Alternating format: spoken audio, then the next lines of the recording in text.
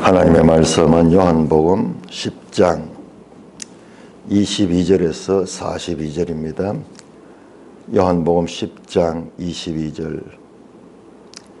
예루살렘의 수전절이 이르니 때는 겨울이라. 예수께서 성전한 솔로몬 행각에서 그니시니 유대인들이 애워싸고 이르되 당신이 언제까지 우리 마음을 의혹하게 하려 하나이까? 그리스도이면 밝히 말씀하소서 하니. 예수께서 대답하시되 내가 너에게 말하였으되 믿지 아니하는도다. 내가 내 아버지의 이름으로 행하는 일들이 나를 증거하는 것이거늘 너희가 내 양이 아니므로 믿지 아니하는도다. 내 양은 내 음성을 들으며 나는 그들을 알며 그들은 나를 따르느니라. 내가 그들에게 영생을 주노니 영원히 멸망하지 아니할 것이요 또 그들을 내 손에서 빼앗을 자가 없느니라. 그들을 주신 내 아버지는 만물보다 크심에 아무도 아버지 손에서 빼앗을 수 없느니라. 나와 아버지는 하나이니라 하신대. 유대인들이 다시 돌을 들어 치려 하거늘 예수께서 대답하시되 내가 아버지로 말미암아 여러 가지 선한 일로 너희에게 보였거늘 그 중에 어떤 일로 나를 돌로 치려 하느냐. 유대인들이 대답하되 선한 일로 말미암아 우리가 너를 돌로 치려는 것이 아니라 신성 모독으로 인함이니 내가 사람이 되어 자칭 하나님이라 함이로다. 예수께서 이르시되 너희 율법에 기록된 바 내가 너희를 신이라 하였노라 하지 아니하였느냐. 성경은 패하지 못하나니 하나님의 말씀을 받은 사람들을 신이라 하셨거든. 하물며 아버지께서 거룩하게 하사 세상에 보내신 자가 나는 하나님의 아들이라 하는 것으로 너희가 어찌 신성모독이라 하느냐. 만일 내가 내 아버지의 일을 행하지 아니하거든 나를 믿지 말려니와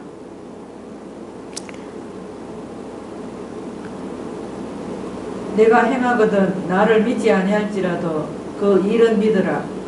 그러면 내가 내 아버지께서 내 안에 계시고 내가 아버지 안에 있음을 깨달아 알리라 하시니. 그들이 다시 예수를 잡고자 하였으나 그 손에서 벗어나 나가시니라.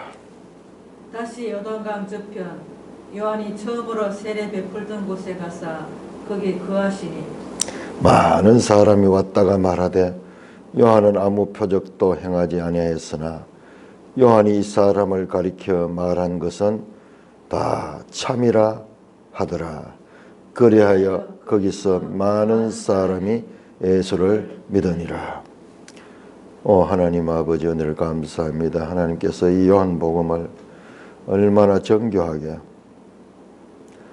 하나님의 뜻을 담아 우리에게 계시했는지 조금이라도 눈을 열어주시니 감사를 드립니다.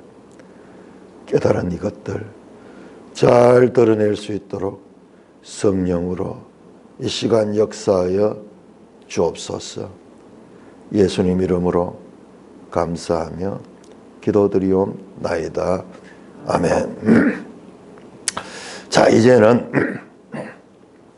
우리가 10장 21절까지를 초막절로 보았습니다. 자, 7장 1절에서 10장 21절까지가 초막절,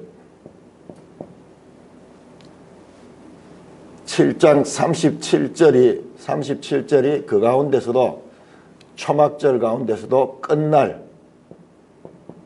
그러니까는 7월 15일부터 시작된 초막절 절기 가운데서 21일 날이었고, 그 다음에 8장 8장 2절부터는 7일간의 초막절 절기 후에 8일째 되는 거룩한 대회의 날, 이 절기가 끝나고 새로 시작되는 이 한 날이 있는데, 이 한 날이 토라 신마의 날이에요. 토라 신마. 내가 이걸 연결 못 시켰네요. 이 날은 유대인 절기 가운데서 토라 신마, 토라의 기쁨이라는 거예요. 토라의 기쁨. 그 말이 맞네요. 토라의 기쁨. 이 사람들이 무슨 뜻인지도 모르고 이 날을 이렇게 지켜요. 토라의 기쁨의 날이에요. 이 8일째가. 이 유대 절기를 보면은 이 날은 토라의 기쁨 날이에요. 이걸 다시 내가 또 정리를 해야 됩니다. 그 토라의 기쁨 날에 8장 2절부터 10장 21절까지의 내용이 선포되는데, 그 내용의 핵심이 세상에 비치고, 그러니까 어둠을 드러내고 이 모든 인류의 문제가 되는 이 죄와 사망과 사탄의 관계를 드러내고, 의와 생명과 하나님의 관계, 하나님의 아들의 관계, 자신과 이 마귀의 세력을 드러내고, 누구든지 다 죄 가운데 죽을 수밖에 없지만은 너희가 나를 믿지 아니하면은 너희 죄 가운데 죽으려니와 나를 믿으면은 생명을 얻으리라.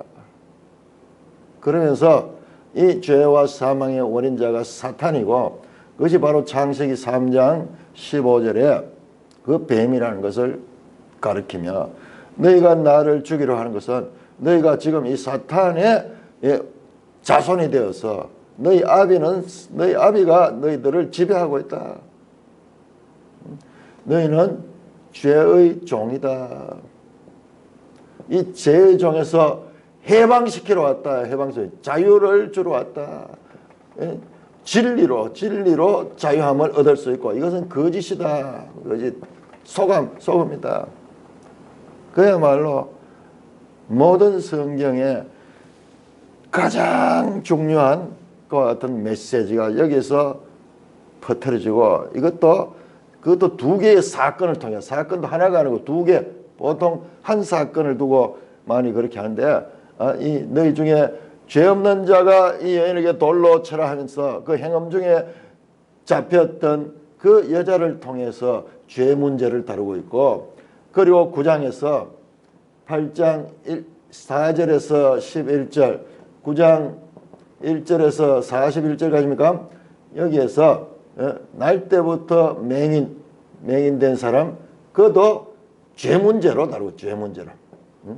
너희가 본다고 하면은 죄가 없으니까, 보지 않는다고 하면 죄가 없어, 본다고 하니 죄가 있다. 그러면서 이 사건을 둘 다 죄를 다루고 있는 사건이고, 그 중간에 위대한 이와 같은 말씀의 가장 본질적이고 가장 깊이 있는 이 말씀, 이게 전부 다 바울의 로마서예요. 로마서. 자세히 보세요. 여기 아브라함 이야기 나오죠. 아브라함 이야기 나오고, 우리 조상은 아브라함한테 너희가 아브라함의 자손이면은 아브라함의 일을 행할 것이야. 너희가 나를 죽으라니 아브라함 자손이 아니다. 너희 아비가 따로 있다.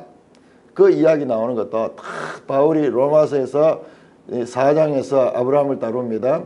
그리고 전부 이들은 율법의 사람들이죠. 율법을 다루고 있고, 그 다음에 죄가 무언가를 다루고 있고, 그 죄, 이 사망, 이와 같은 죄의 종이 되었던 이 고달픈 인생, 이와 같은 허무하고 탄식밖에 나올 수 없는 이 인생이 어떻게 구원을 받느냐. 로마서 8장 2절에서 죄와 사망의 종에서 너희가 예수 그리스도로 말미암아 생명과 성령의 법으로 이전되었다. 그러면서 그 로마서 8장에서 그 해방을 이야기, 자유. 여기 내용 그대로예요. 진리가 너희를 자유케 하라. 아들이 너희에게 자유케 하라. 너희는 종이었다. 그러면서 이 로마서 8장까지 그 다음에 승리까지 가르칩니다. 지금 이 선한 목자 비유가 이 승리예요. 목자는 양들을 위하여 목숨을 버리거니와 그러면서 끝까지 이 맹인을 찾아갔듯이 그 양들을 찾아서 마침내 구원하고야만은 그와 같은 메시지가 로마서 8장에 들어있습니다. 누가 우리를 그리스도 사랑에서 끊으리요? 하나님께서 우리를 지키시니 누가 그리 사망이냐 공고랴 그 무엇도 우리를 그리스도의 사랑에서 끊을 수 없느니라. 로마서 전체가 이 요한복음 8장 9장 10장 여기야. 그러니까 이 날이 토라의 기쁨 날이야. 그야말로 모든 가리워졌던 것, 어둠 속에 있어서 누구도 알지 못하면서 고통받으며 싫어하며 죽어가면서 사망의 종되고 죄의 종되어서 마귀의 지배 아래 이 세상 가운데 살아갈 수밖에 없던 수고하고 무거운 짐의 근원이 뭐니까 확 드러내 빛으로 그것을 드러내서 그 문제를 철저하게 원인을 드러내고 그 다음에 그 원인을 드러낼 뿐만 아니라 그것을 해결할 수 있는 방법, 그 독을 해독할 수 있는 그 길까지도 나타냈으니까는 이보다 더 기쁘고 이보다 더 중요한 말씀이 어디 있겠어요? 여기 들어있습니다. 자, 그런 다음에 10장 1절에서 이런 선한 목자는 끝까지 그 양을 찾아 살립니다. 자, 그러면서 이제 10장 22절부터 또 다른 절기가 나오는데 이게 수전절이에요. 수전절. 이 말씀을요 하다 보니까 또 수전절을 하는 건 뭐냐 그러면은 이게 성전을 다시 보수했다, 성전을 새로 정결하게 했다, 그런 뜻을 가지고 있는 절기인데 이거는 모세법에도 안 나오고 성경에 안 나오는 법이에요. 그러면 이게 어디에 나오는, 뭐 어떻게 해서 수전절이라는 절기가 있으며 또 예수님은 어떻게 이 수전절을 지금 요한복음에 수전절이 등장하며 예수님은 수전절도 하나의 절기로서 앞에 나왔던 이 유대인의 명절들 초막절 유월절처럼 하나의 절기로 인정을 하고 여기 요한복음까지 기록이 됐는가. 자, 먼저 우리가 수전절이 뭔가를 알지 못하면은 이 본문을 이해할 수 없습니다. 우리 앞에서도 봤죠. 전부 그 절기의 성격과 예수님의 메시지가 연결되어 있는데 그 절기를 알지 못하면은 이 메시지를 제대로 이해할 수 없죠. 자, 우리가 지도 127쪽을 보겠습니다. 지도 127쪽. 어쩌면 오늘은 이 수전절만 하다가도 시간이 모자랄 것 같아요. 제가 이거 하면서 이 거룩한 대회날 제8일 초막절 8째 날에 그 절기를 알지 못했으면 이런 깊은 이야기가 나올 수 없어요. 그걸 내가 늘 관심을 가지고 있었던 거예요. 이게 뭐지 그런데 그것 때문에 서로 합쳐가지고 여기 이 보물들이 숨어 있다는 것을 발견했던 거예요. 자, 127쪽에 보시면은 절기가 나오죠. 쭉 밑에서 두 번째 수전절 또는 봉헌절이라고 하죠. 그러니까 봉헌하다 그러면 성전을 다시 봉헌한다는 뜻입니다. 일단 그 이름이 하누카라 그래. 하누카. 지금도 이들은 하누카로 명절을 지키는데, 자, 이거는 일시가 언제냐 그러면 11월 12월이에요. 양력으로 치면은. 그래서 바로 우리 이 요한복음 8장 22도 때는 겨울이라 그래서 겨울이에요. 겨울. 그 다음에 의미가 보면은 이 수전절의 의미는 BC 164년 유다 마카베오가 성전을 되찾은 일을 기념한다. BC 164년은 성경에 전혀 안 나오는 내용이거든요. 그러면은 자, 다음 128쪽을 한번 볼까요? 128쪽 유대인들의 달력. 다시 저 밑에 가면은 수전절이 나오죠. 수전들이 기슬레월, 태양력으로는 12월. 유대인들 달력에는 9월이죠. 9월. 기슬러월, 그러니까 양력으로 12월 달에 25일부터 수전절이에요. 25일이 수전절이에요. 자, 우리 그냥 양력으로 환산해가지고 이것도 양력으로 환산해도 수전절은 12월 25일 우리 크리스마스 때네요. 자, 12월 25일이에요. 12월 25일. 이날 하루만 지키는지 어떤지 아쉽게도 우리 이 책에는 그것까지는 나오지 않았어요. 그것까지는 나오지 않았어요. 자, 이 계절적으로는 산 위에 눈이 내리고 겨울이 시작되는 절기다. 서산한 날. 그리고 오늘 본문을 보면은 이 배경을 알고 이래 보면은 예루살렘의 수전절의 때는 겨울이라. 자, 우리가 요한복음에서는 아침, 낮, 밤이 의미가 있는 걸 봤어요. 그렇다면은 저 6월절 같은 건 봄인데 이건 또 수전절은 겨울이라. 겨울 서산하고. 그래서 24년 예수께서 성전 안 솔로몬 행각에서 거하시니 밖에 있지 않고 그 안에 실내에서 지금 있는 장면을 보여줍니다. 이것도 나중에 자세하게 살펴봐야 됩니다. 일단은 먼저 수전절부터 우리가 알아보겠습니다. 그러니까 이 수전절은 BC 164년에 이 마카비 형제가 성전을 다시 되찾은 날을 기념하는 날이라 까지는 우리 알게 됐죠. 자, 그러면은 260쪽을 합니다. 지도 260쪽 마카비 그 시대의 내용들이 자세히 나옵니다. 그럼 260쪽을 보시면은 이게 바로 신구약 중간입니다. 자, 우리가 이걸 알려고 하면은 이스라엘 역사를 알아야 됩니다. 특히 중간기 역사를 모르면은 안 됩니다. 여러분 아무리 성경을 많이 읽어도 이 배경을 모르면은 어떻게 되겠어요? 어떻게 되겠어요? 그러니까 성경만 가지고 되지 않고 하나님께서는 이 성경 교사들에게 성경을 연구할 수 있는 그와 같은 교회 시스템을 만들었어요. 자, 일단 수전절 여기까지 나왔죠. 12월 25일인데 요거 하루 지키는지 어쩌는지. 자, 요거는 지금 요것만 우리 근거로 삼아놓고 그 다음에 이제 중간기를 봐야 됩니다. 우리 성경 구약 성경 창세기에서 말라기까지가 끝이 나죠. 이 말라기가 BC 400년경이 400년대 기록이 됐습니다. 그리고 마태복음이 나오기까지 400년 동안 BC 400년 동안 예수님 올 때까지 이 기간을 중간기라고 해요. 중간기 AD 1년이라고 치자. AD 1년 치면은 그럼 지금 예수님이 이 수전절에 지금 나이 든 AD 한 30년경 되겠죠. 30년경 됩니다. 자, 요 시간을 모르면 안 됩니다. 구약에 저 아브라함 때부터 시작해가지고 아브라함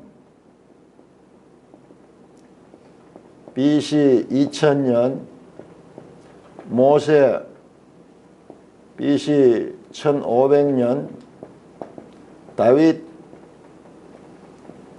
1000년, 이스라엘이 망하는 때요. 포로 BC 500년, 포로에서 돌아오고 포로에서 돌아온 포로 귀한 500년에서 400년간이에요. 여러분 성경이 끝이 납니다. 성경 전체가 여기서 끝이 납니다. 더 이상 역사가 없습니다. 그럼 예수님 올 때까지 이 400년간이 공백이 있어. 이 400년을 갖다가 중간기라 하고 또는 암흑기라 그러면 암흑기. 왜? 아무런 계시가 없었기 때문에. 그 예수님이 여기서 나오는 거예요. 세례 요한이 여기서 나오는 거예요. 이 긴 시간을 지난 캄캄한 터널 같은 선지자도 없고 계시도 없는 그 가운데서 세례 요한이 태어났으니까 어마어마하죠. 여러분, 예수님이 여기서 나는 세상의 빛이라 하는 말씀을 한번 생각해보세요. 이 역사적인 시간을 보면서 이 깜깜한 때 오셔가지고 빛이 어둠의 빛이 돼 어둠이 깨닫지 못하더라. 그러면서 자신이 세상의 비침을 선포하면서 말씀을 전하잖아요. 이 성경을 보면서 이 역사를 모르면은 성경은 제대로 알 수 없는 거예요. 자, 그 전에 어디에 포로됐습니까? 바벨론 포로됐죠. 바벨론 포로가 되었고, 그런데 이 바벨론이 망해서, 바벨론이 누구한테 망했냐? 페르시아한테 망해서 바사에게 망했습니다. 그런데 그거로서 이제 우리 성경 끝이 나는데, 에스더서가 바사에서 일어난 바사 아수에로 왕의 시대에 일어난 이야기죠. 그게 전부 다 이 포로로 잡혀갔던 그 시대예요. 그리고는 성경이 끝이 납니다. 고레스의 왕이죠. 고레스가 바사의 왕이죠. 자, 그런 다음에 어떤 바사도 망했어요. 바사는 누구한테? 그리스한테 망했어. 헬라죠, 헬라. 그리스가 망했어요. 지금 요 시대예요, 요 시대. BC 300년경에서 BC 한 100년경까지는 그리스가 세상을 지배하면서 이 유대도 그리스의 지배를 받았어요. 그리스 지배. 그리스가 또 남북으로 갈라졌는데 북쪽은 저 수리아 쪽이고 남쪽은 저 애굽 이쪽으로 잡으면서 이 이스라엘은 그 남북 중간쯤 위치해 있어. 그래서 자, 우리 이것도 지도를 봐야 돼요.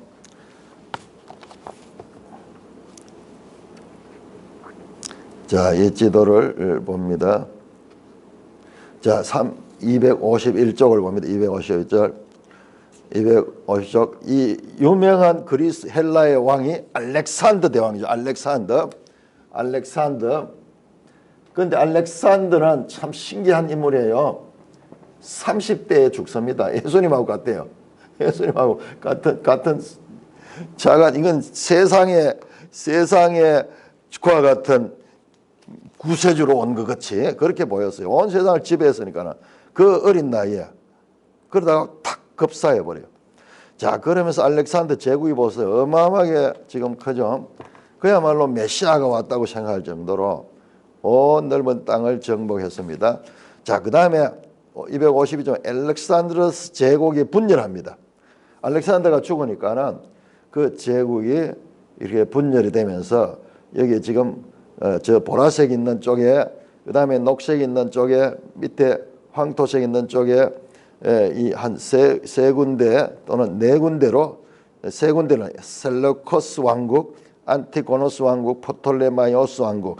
자, 이것이 또 두 개로 분열이 됩니다. 그것이 바로 254쪽에 나오는 프톨레마이오스 왕국과 셀레코스 왕족.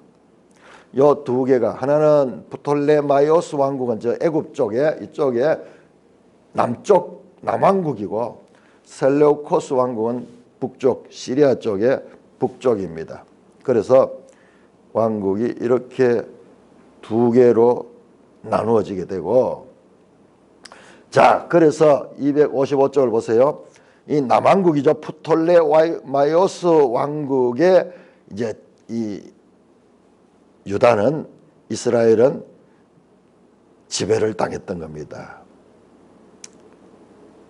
그래서 이 유다는 지금 현재 프톨레마이오스 왕조에 속해 있었습니다.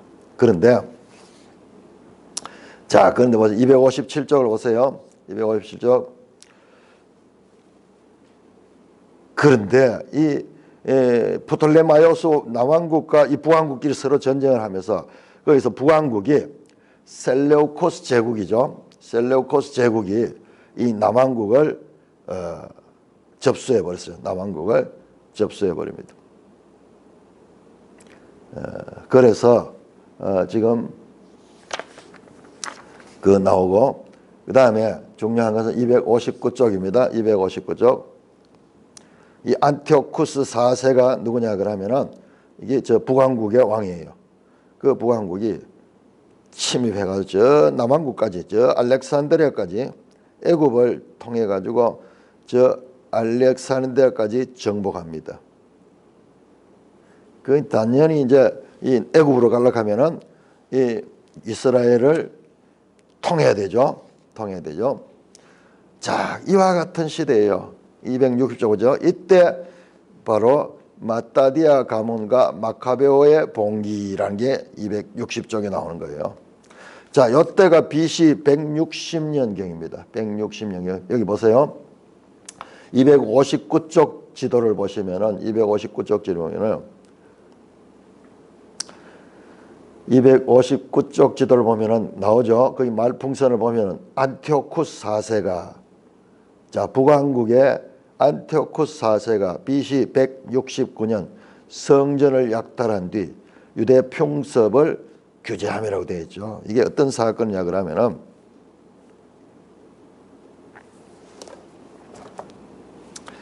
이 북왕국의 이 안티오쿠스 4세가 유대에 정복해가지고 유대의 성전에 들어가지고 성전을 다 정복해버리고, 그 다음에 안식일과 그 다음에 이 성경도 다 불태워버리고 안식일도 못 지키게 하고 자기들 이 법대로 그렇게 하게 하고 성전에다가 돼지를 잡아가지고 제물로 바치면서 거기다 또 제우스 신상을 세우고 그렇게 해서 완전히 성전을 그야말로 유대인들을 보면 혐오의 장소로 만들어버린 거예요. 이 악한 인물의 이 왕은 특별히 그 악한 왕인데, 그래서 유대인들을 완전히 짓밟아 버렸는 거예요. 그러니까 이 유대인들이 그 압박에 견디지 못하고 봉기를 일으켜서, 봉기를 우리로 치면 독립운동을 일으켰는 것이 바로 이 마카베오인 거예요. 260쪽에 보니까 마따디아 가문과 마카베오의 봉기죠. 261쪽 지도를 보세요. 마카베오 봉기의 중요 사건들 쫙 나오죠. BC 160개네. 그래서 이 사람들이 군대를 일으켜 민병대를 일으켜 가지고 그래서 이 세계를 지배하는 이 북왕국 이 헬라와 전쟁을 벌이는 거예요. 그래서 여기에서요 용감하게 싸워 가지고 여기에서 이 땅을 되찾습니다. 되찾습니다. 죽기 살기로 저 큰 나라와 싸워 가지고 도저히 이길 수 없는데 죽기 살기로 싸우는 거예요. 자, 260쪽에 보세요. 자, 마따디아 가문 아들들이 특별히 이 전쟁에 큰 공을 세웠는데 그 아버지가 제사장이죠. 마따디아가 제사장이고 그 아들 보세요. 유다 마카베오 나오죠. BC 166년에서 160년까지. 자, 여기 보세요. 거기 주요 사건. 여기 마따디아의 셋째 아들이요. BC 166년, 160년에 반란을 주의함. 이 반란을 일으키고 거기에 앞장서서 지도자로서 벳호론, 사마리아, 엠마오, 벳술 등지에서 셀레우코스 군대의 승리를 거둔. 이야, 참 대단했네요. 그러니까 이제 부분 국제적으로 그랬겠죠. 그 나라한테 이기는 게 아니고 자기 나라에 들어온 그 주둔한 군대와 싸워서 이기는 거예요. 자, 여기 보세요. 그 다음 중요합니다. BC 164년에 예루살렘 성전을 되찾아 깨끗하게 함. 자, 깨끗하게 수전절이 바로 여기서 나오대요. 수전절은 성전을 청소한 것, 성전 정결을 가리켜. 성전을 보수하고 성전을 깨끗하게 청소했는 거예요. 성전을 깨끗하게. 자, 그렇다면 한번 생각해 보세요. 이 생각해 보세요. 이게 바로 지금 요한복음 2장 13절에서 22절까지 나오는 예수님이 제일 먼저 예루살렘 성전을 청결하게 된 거기에 장사꾼들을 쫓아내고 비둘기 파는 자들을 쫓아내고 쫓아내면서 내 아버지의 집을 강도의 소굴로 만들었다 하면서 성전을 정결하는 그 사건의 울림이에요. 지금 요한복음에 사건 하나하나가 깊은 의미를 가지고 있어요. 지금 이 수전절은 어떻게 보면은 이제 이 한 해의 마지막이에요. 요한복음에 시작할 때에 성전을 정결케 하셨던 예수님께서 같은 의미를 가졌죠. 같은 의미. 성전을 정결하네요. 여기에 지금 나타나고 있는 거예요. 그러니까 처음부터 성전을 깨끗하면 이 성전을 하려고 그러면 내가 사흘 만에 세우라. 참 성전을 지금 암시하고 있던 분이 지금 이 겨울 마지막 서산한 이 성전에 들어가서 이 성전에 정결하겠던 그 날에 지금 그 성전에 서 계시는 거예요. 성전에 서 계시는 거예요. 요한복음은 엄청난 상징과 암시가 그 속에 들어있거든요. 자, 그래서 BC 164년 예루살렘 성전을 되찾아 깨끗하게 했다.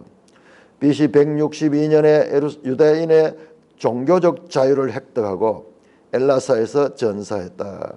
그러면서 그 형제들일 거예요. 요나단, 그 다음에 시몬 이런 사람들에서 이때 해서 이 나라가요 어떻게 되느냐 그러면은 162쪽을 보세요. 한 100년 동안 독립을 합니다. 유일하게 요 BC 586년부터 시작해가지고 지금 이 예수님 올 때는 로마에 그 다음에 로마인데 아직 로마는 지금 예수님 때는 로마 시대예요. 여기까지 보면 수전절이 있던 길을 보면 아직 로마는 이 세례를 잡지 못해요. 지금 요 시기에 수전절이 생기는데 요 BC 164년을 가죠. 164년. 자, 이때부터 바벨론으로부터 해서 언제입니까? 지금까지 예수님 올 때까지 약 600년 동안 600년 뿐만 아니라 예수님 온 이후에도 마찬가지죠. 1948년까지 이때는 그래도 예수님 당시는 식민지로 있으면서 땅은 유지했지만은 그 이후에는 여기서 쫓겨납니다. 예루살렘 쫓겨나서 이 가나안 땅에서 쫓겨나가지고 온 세상으로 흩어져 버렸죠. 그러니까 이스라엘 나라는 이와 같은 나라였어요. 계속 식민지로 전전하다가 그 다음에는 그 땅에서 쫓겨나가지고 온 세상 흩어있다가 1948년에 독립된 나라예요. 이 나라는 하나님이 특별한 계획을 가지고 이 나라를 다스리고 계시는 거예요. 그러니까 이 나라가 보통 나라 아니죠. 이 사도 바울이 말하죠. 그러면 하나님께서 이스라엘을 버렸느냐? 아니다. 이 이스라엘에 대한 회복에 하나님의 뜻은 또 있어요. 뜻은 있습니다. 이 이스라엘은 우리 고맙게 생각해야 돼요. 이스라엘은 하나님의 시간표에 하나님의 모델 국가로서 그렇게 지금 얼마입니까? 2500년 동안 식민지로 있다가 온 땅이 흩어지는데 어떻게 그 나라가 다시 회복이 될 수 있느냐 말이에요. 신비하죠. 이스라엘 독립. 정말 눈물 나는 역사. 자, 그래서 계속 남의 지배를 받고 있고 남의 땅으로 쫓겨난데 유일하게 요때 한 100년 동안 100년 동안 독립을 되찾았습니다. 여기에 하스모니아 왕국이라 그러면 왕국. 하스모니아 왕국이라는 그런 유일한 그 독립 시기가 이 수전절과 연결이 됩니다. 자, 그래서 262쪽에 보시면 하스몬 왕가의 통치자들, 아마 이 사람들은 마카베오 이 봉기는 그 형제들인데 그 형제들 아닌 것 같아요. 다시 이제 그 나라를 해서 왕이 세워집니다. 우리 지도 잘 되어 있죠. 자세하게 이걸 다 설명해 놨어요.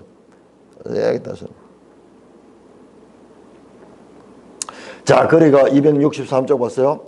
하스몬 왕조 시대가 이제 다시 영토를 확장하는 그런데 264쪽에서 이제 로마가 등장해요. 로마가 이렇게 초기 로마 아주 조그마한 도시국가로서의 로마가 등장하면서 그다음에 260은 로마의 발흥 로마가 점점 자라나면서 나중에 260은 로마가 지배하는 거예요. 그러니까 이 로마에 의해 가지고 이 왕국도 무너집니다. 그게 유명한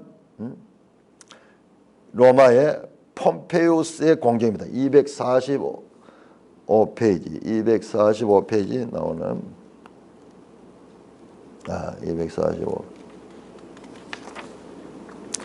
245페이지에 보면 자, 우리 지도책에 보면은 신구약 중간사 제가 설명했던 이 내용이 여기 다 들어 있습니다.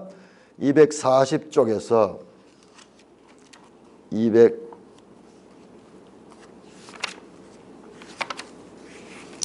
248쪽까지 걸쳐서 신구약 중간사가 나오죠. 알렉산더 대왕부터 해서 쫙 나옵니다. 자, 요 배경을 알아야 됩니다. 자, 그렇게 해서 바로 악한 왕, 이 헬라의 악한 왕, 저 북방왕 안티오쿠스 에피파네스가 요건 다니엘서 나옵니다. 요 인물이. 요거는 그야말로 적그리스도의 상징이에요. 적그리스도 상징. 얼마나 악하게 했는지 안식일을 폐지시키고 성경을 불태우고 제사를 드리지 못하게 하고 거기에다가 저그들 제사를 드리게 하고 거기다 성전 안에다가 멸망에 가정한 것을 세워서 거기에 자기 신상을 세우고 한번 생각해 보세요. 우상 숭배를 그렇게 금하는 성전 중앙에다가 제우스상을 채우고 그리고 가정한 짐승이라고 알려진 이 돼지를 잡아가지고 그 돼지 피를 그렇게 거기서 뿌리면서 성전을 더럽게 했는 거예요. 완전 성전을 더럽고 이스라엘의 자존심을 깔아뭉개니까는 죽기 살기로 이 마카비 혁명이 일어나가지고 거기에서 그 땅을 빼앗게 됐던 것입니다. 그래서 이 배경을 우리가 모르면은요, 여기에 보수적인 유대인들이 여기에 큰 일을 했어요. 이때 바리새인들이라든지 그다음에 그 헬라파 유대인 뭐 이런 명들 나오죠. 그다음에 나중에 열혈당이 나오고 사두개파가 나오고 이런 것들이 이런 과정에서 세워지는 게 엄청난 이 위기 가운데서 우리로 치면 독립운동가 이들이에요. 그들이 나중에는 큰 힘을 갖잖아요. 자, 그렇다면 이 수전절 그래서 이 마카비가 성전을 수복한 것을 기념해가지고 이제 수전절을 만들었다. 거기가 나왔죠. 자, 이 축제는 12월 25일부터 시작이 된다. 12월 25일부터 예? 어떻게 나와요? 127쪽이 어디 나옵니까? 127쪽에 수전절 그러니 25일에서 30일과 그 다음에 30일뿐만 아니라 1월 1일 2일까지죠. 자, 여기 나오네요. 절기가. 자, 12월 25일에서 30일까지고 요 사람들은 한 달 30일로 봤습니다. 그 다음에 그 다음 달 요건 11월 달이고 11월 달이에요. 11월 달 11월 25일에서 30일까지고 그 다음에 12월 1일 2일 해서 2일까지 12월 2일까지 이렇게 해서 며칠간인가 한번 보세요. 예? 아니에요. 자, 또 보세요. 25일, 26일, 27일, 28일, 29일, 30일, 31일, 2일. 하루, 둘, 셋, 넷, 다섯, 여섯, 일곱, 여덟, 8일이에요. 8일. 8일간의 축제입니다. 제가 지금 이거 하면서 제가 그걸 발견했잖아요. 5장의 유대인의 명절 그게 뭔가 앞뒤를 탁 해보고 이거 해보니까 이게 바로 오순절이에요. 오순절. 77이 49일 다음에 오는 새로운 출발되는 8일이죠. 8일인데 우리 또 봤잖아요. 이 초막절 그 8일, 초막절 8일인데 이 수전절도 8일 동안 지키는 절기입니다. 그래서 이것은 한우카라 그러는데 이때 하는 일이 뭐냐 그러면 이때 이 나라를 빼앗기게 된 이유가 지도자들의 잘못 때문에 그렇다. 거짓 지도자들 때문에 그렇다. 그래서 그날에는요, 이 절기에 읽는 선지서가 있는데 그 선지서가 에스겔 34장이에요. 에스겔 34장을 펴보세요. 자, 여기에 이제 이 배경을 모르면은 이 본문을 제대로 이해할 수 없어요. 에스겔 34장.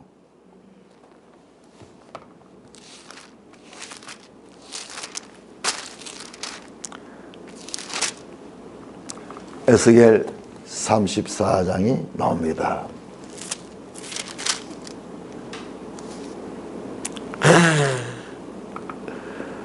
자, 우리 새벽 시간에는 이게 이틀 하더라도 이거 읽어봐야 돼요. 자, 한번 교독해 보시면 에스겔 34장 수전절에 유대인들이 읽는 성경이 에스겔 34장이에요. 앞에도 봤죠? 8일 날이 토라 심하, 토라의 즐거움의 날이다. 그러니까 이 절기마다 읽는 성경이 있는데 거기 세드림 가는 건데 희한해요. 그런 것들이요. 우리가 자기들도 모르고 지금 그 법을 만들고 있는데 거기에 하나님의 구속사의 경륜이 우리가 해석을 해보면 거기 발견될 수 있어요. 이건 우리가 해석하는 거지 그 자체는 몰라요. 자기들도 하면서도 몰라요. 자, 34장 에스겔 34장을 읽어봐야 됩니다. 이걸 읽지 아니하면은 10장 이 본문을 제대로 이해할 수 없어요. 여호와의 말씀이 내게 임하여 이르시되 인자여 너는 이스라엘 목자들에게 예언하라. 그들 곧 목자들에게 예언하여 이르기를 주 여호와께서 이같이 말씀하시되 자기만 먹는 이스라엘 목자들은 화 있을진저. 뭐예요? 이스라엘 목자잖아요. 예수님이 여기에서 뭐 했습니까? 10장 앞에서 선한 목자, 나는 선한 목자다 그러고, 그리고 오늘 본문에도 보면은 목자였나 내가 예수께서 이제 나는 너희가 내 양이 아니므로 나를 믿죠. 내 양은 내 음성을 듣는다. 그러면서 앞에 나왔던 말씀과 선한 목자에서 했던 말씀을 다시 가지고 와요. 지금 그거예요. 네. 이스라엘 목자들은 화 있을진저 목자들이 양떼를 먹이는 것이 마땅하지 아니하냐. 너희가 살찐 양을 잡아 그 기름을 먹으며 그 털을 입되 양떼는 먹이지 아니하는도다. 너희가 그 연약한 자를 강하게 아니하며 병든 자를 고치지 아니하며 상한 자를 삼해주지 아니하며 쫓기는 자를 돌아오게 하지 아니하며 잃어버린 자를 찾지 아니하고 다만 포악으로 그것들을 다스렸도다. 목자가 없으므로 그것들이 흩어져서 모든 들짐승의 밥이 되었도다. 내 양떼가 높은 산과 높은 맷뿌리에마다 유리되었고 내 양떼가 온 지면에 흩어졌으되 찾고 찾는 자가 없었도다. 그러므로 목자들아 여호와의 말씀을 들을지어다. 주 여호와의 말씀에 내가 나의 삶을 두고 맹세하노라. 내 양떼가 노략거리가 되고 모든 들짐승의 밥이 된 것은 목자가 없기 때문이라. 내 목자들이 내 양을 찾지 아니하고 자기만 먹이고 내 양떼를 먹이지 아니하였도다. 그러므로 너희 목자들아 여호와의 말씀을 들을지어다. 주 여호와께서 이같이 말씀하시되 내가 목자들을 대적하여 내 양떼를 그들의 손에서 찾으리니 목자들이 양을 먹이지 못할 뿐 아니라 그들이 다시는 자기도 먹이지 못할지라. 내 양을 그들의 입에서 건져내어서 다시는 그 먹이가 되지 아니하게 하리라. 주 여호와께서 이같이 말씀하셨느니라. 나 곧 내가, 여기 에고엠일 거예요. 나 곧 내가 내 양을 찾고 찾되.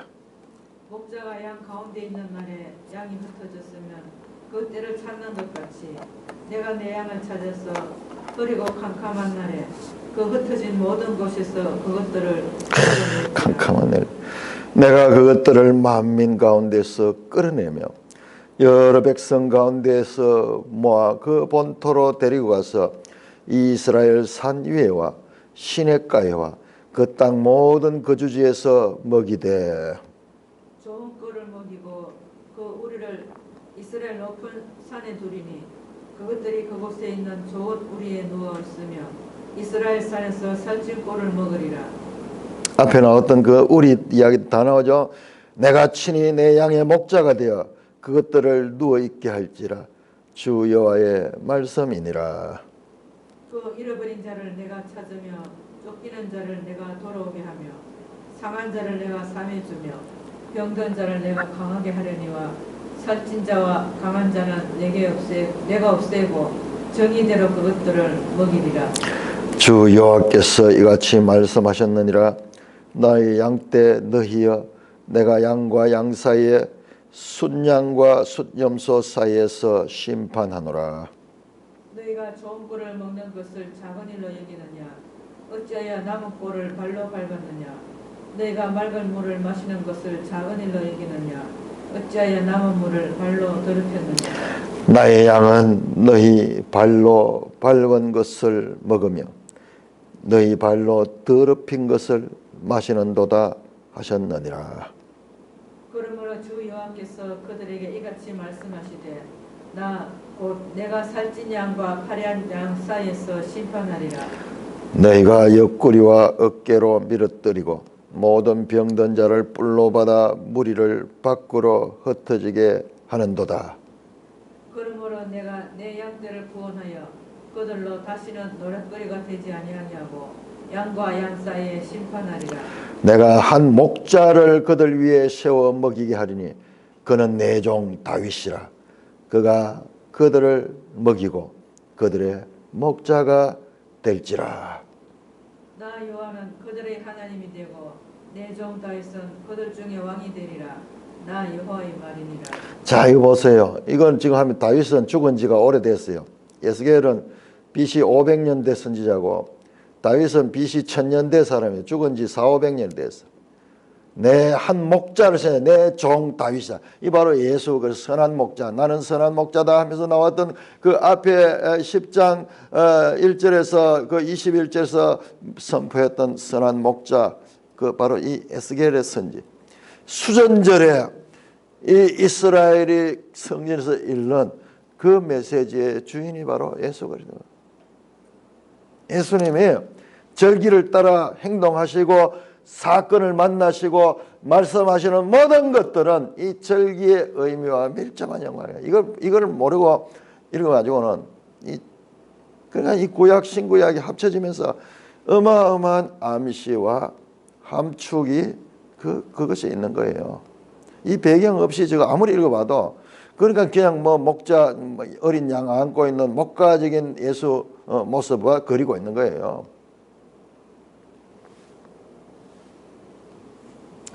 자, 마지막 절만 보겠습니다. 31절 내 양 곧 내 초장의 양 너희는 사람이요 나는 너희 하나님이라 주 여호와의 말씀이라. 이 모든 양에 관한 이야기는 비유.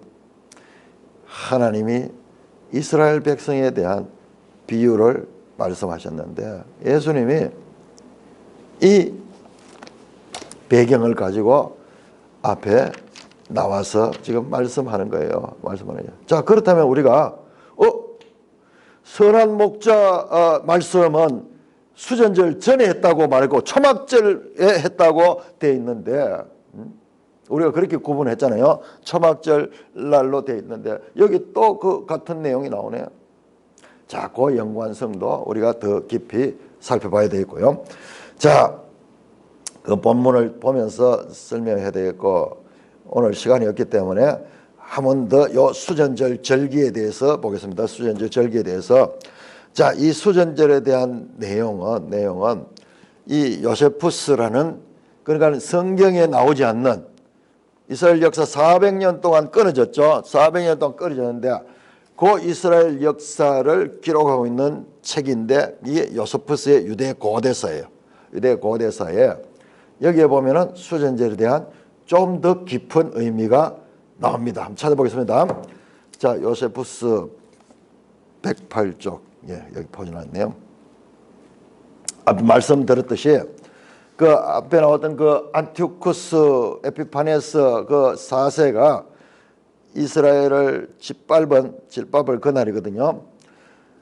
이 마게도니아인들이 아펠레우스라 부르는 키슬레월 제25일에, 그러니까 마게도니아인들이 누구냐 하면 이 그리스 사람, 마게도니아 사람이 돼요. 그때 유대 달력 기슬레월 25일에 유대인들은 촛대에 불을 켜고, 자 보세요, 이날에 어떻게 하는가, 이 의식을 알아야 돼요. 촛대에 불을 켜고 단에 분향하고 진설병 상에 진설병을 갖다 놓은 후 새로 만든 번제단 위에, 새롭게 만드는 번제단 위에 번제를 드렸다. 그런데 이들이 제사를 드린 날은 공교롭게도 3년 전 성전에 제사가 끊기던 바로 그날이었다. 제사를 금했던 바로 그날에 다시 성전을 회복했는 거예요. 안티오스가 성경을 황폐시키고 제사를 금지한 지 벌써 3년이 지났더라.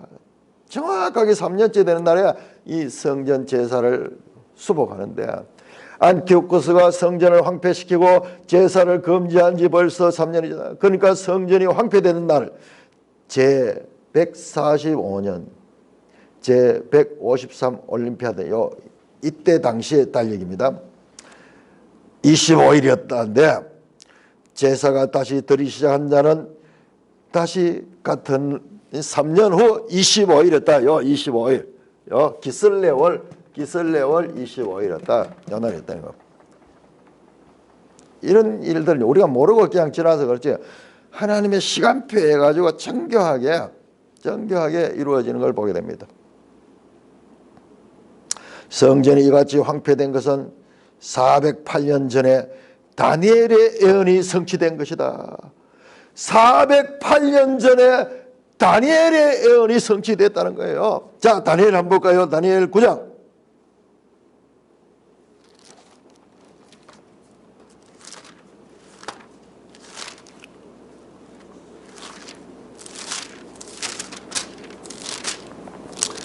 다니엘 9장 26절. 다니엘 9장 26절.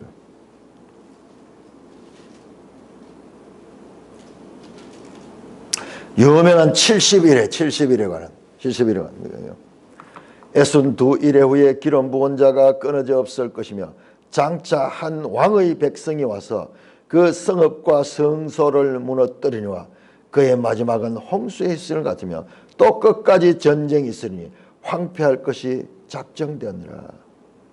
그가 장차 많은 사람들과 더불어 한 이래 동안 언약을 굳게 맺고 그가 그 이래의 절만에 제사와 예물을 금지할 것이며 또 포악하여 가정한 것이 날개를 의지하여 쓸 것이며 또 이미 정한 종말까지 진노가 황폐하게 하는 자에게 쏟아지리라 하셨느니라 하라. 이게 무슨 말인지 모르는 이 70일의 예언인데요. 이게 장차 포악하고 가정한 것이 날개를 의지하였으며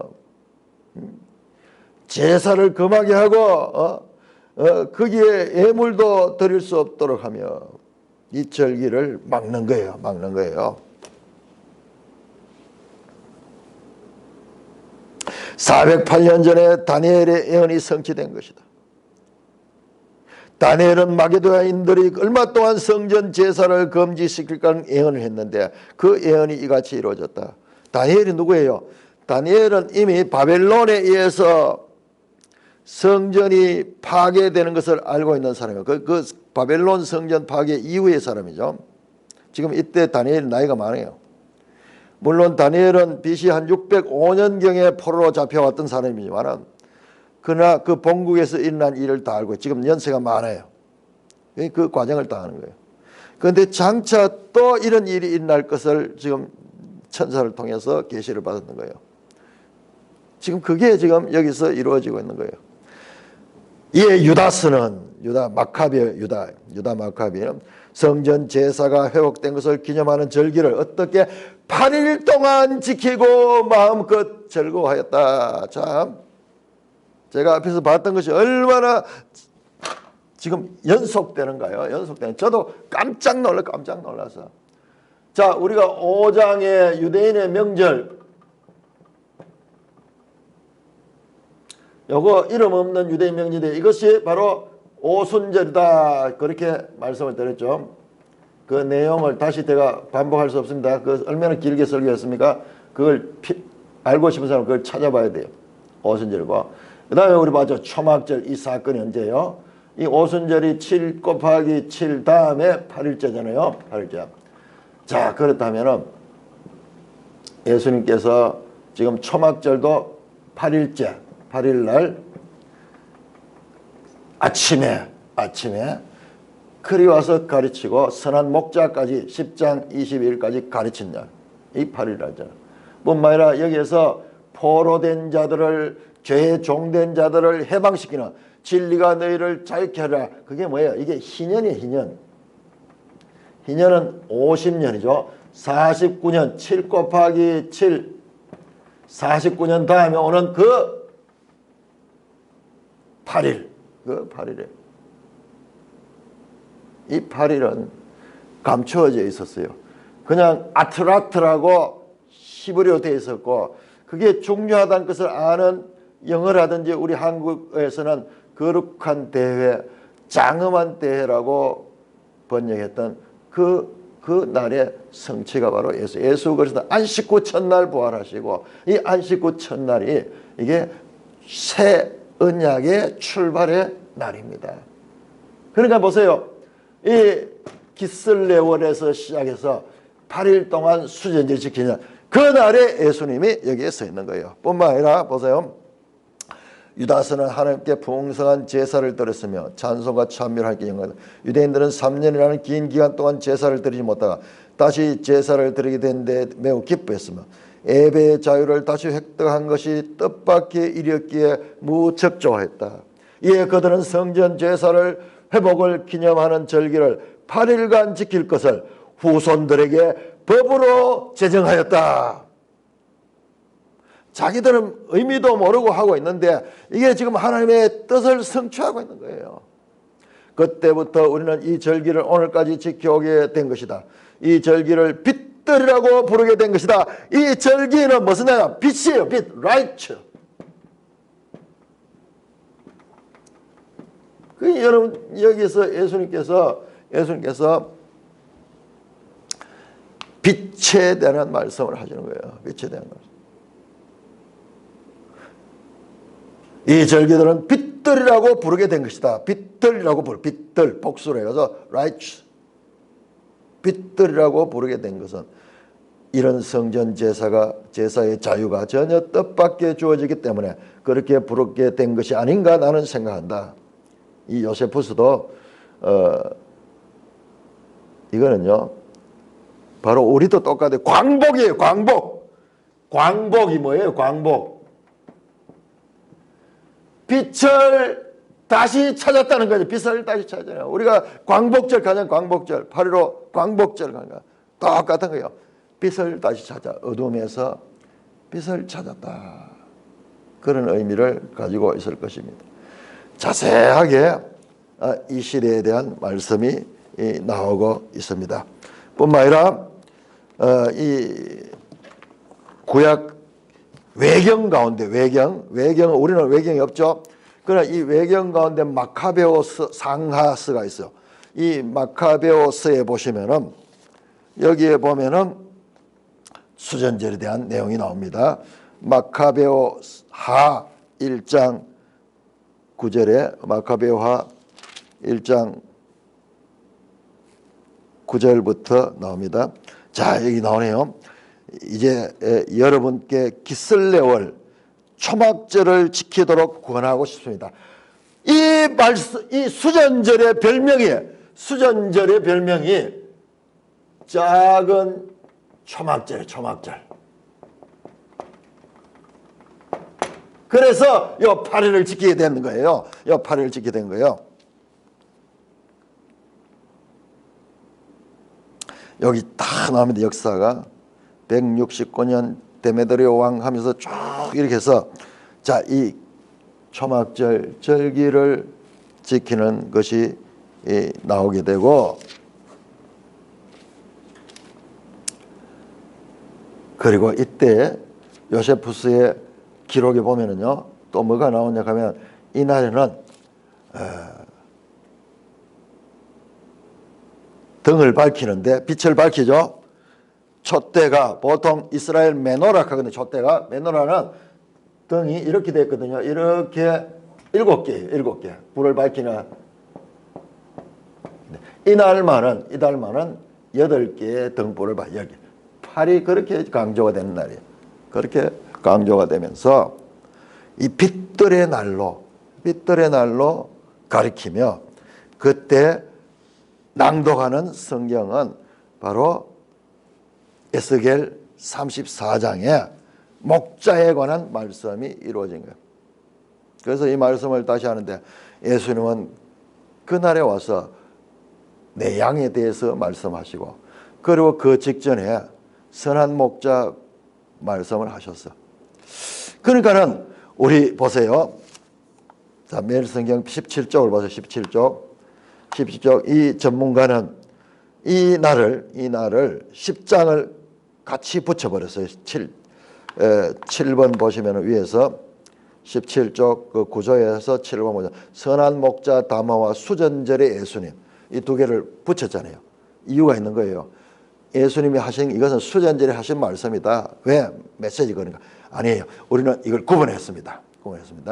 그러면서 예수님께서 여기에서 다시 앞에서 말씀했던 선한 목자 비유를 하시고 있는 것을 보게 됩니다. 이 본문은 우리가 내일 다시 살펴보도록 할 거. 자, 우리가 이 본문을 보면서 이 수전절에 관한 역사적 배경, 이걸 모르고 읽어서는 이것은 알 수가 없는 거예요. 그래서 오늘은 이 배경을 살펴봤습니다. 요한복음에 나오는 모든 사건이나 모든 시간이나 모든 내용들이 얼마나 구약적인 배경과 밀접한 연관을 갖으며, 그 구약에서는 알 수 없었던 것, 단지 의식으로만 돼 있었던 것을 이제 완전히 실체로 성취하시는 예수님을 우리는 요한복음을 통해서 만나게 되는 것입니다. 찬송가 92장입니다.